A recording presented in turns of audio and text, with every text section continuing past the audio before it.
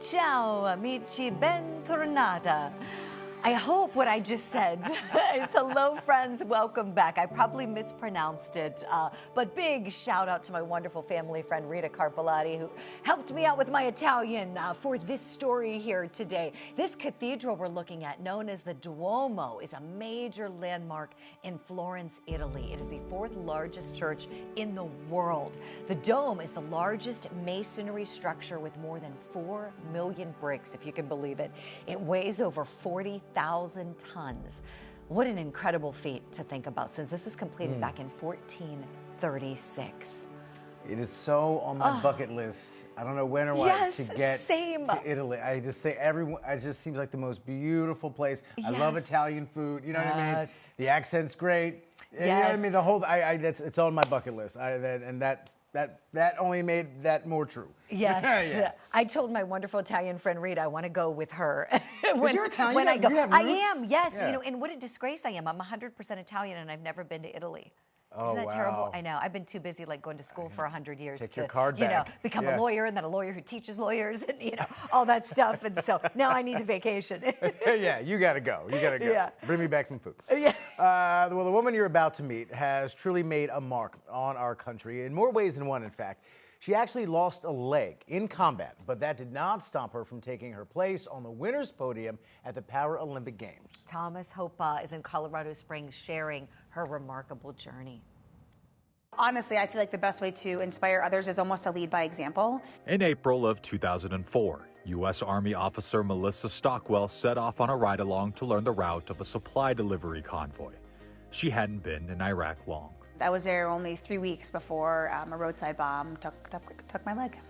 Losing a leg is something that you never expect. I was sent to Walter Reed Army Medical Center, which at the time was in Washington, D.C. It's where all the wounded soldiers went from Iraq and Afghanistan. Stockwell's life was changed forever, but she chose to accept the loss and move on, a philosophy of life she holds dear. Anytime I had a bad moment or a bad day, I just had to kind of look around and realize that how lucky I was. I'd only lost one leg. I had my mind, my heart, my life, because too many continue to give and give that ultimate sacrifice. So really putting things in perspective and kind of deciding that it didn't matter if I only had one leg or two. I wanted to still kind of get out, live the life that I wanted to live, and live my life for those that had given that ultimate sacrifice. I found sports early on in my rehabilitation, and it truly just made me feel alive. It gave me self-confidence, self-worth, and I have kind of made my life sports. She made history in the 2008 Summer Paralympics as the first woman to lose a limb during active combat to compete in swimming.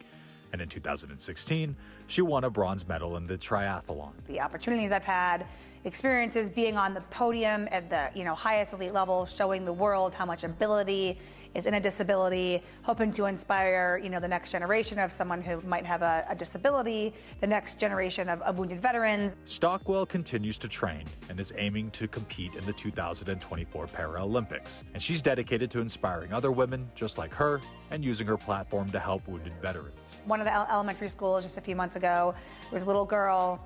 She was in a wheelchair, and she was so cute. I mean, I just learned how to ski, and just kind of sharing stories and encouraging her to get out there and try everything, and it's pretty awesome. If my story can impact somebody in a positive manner, that's kind of the cherry on top of it all.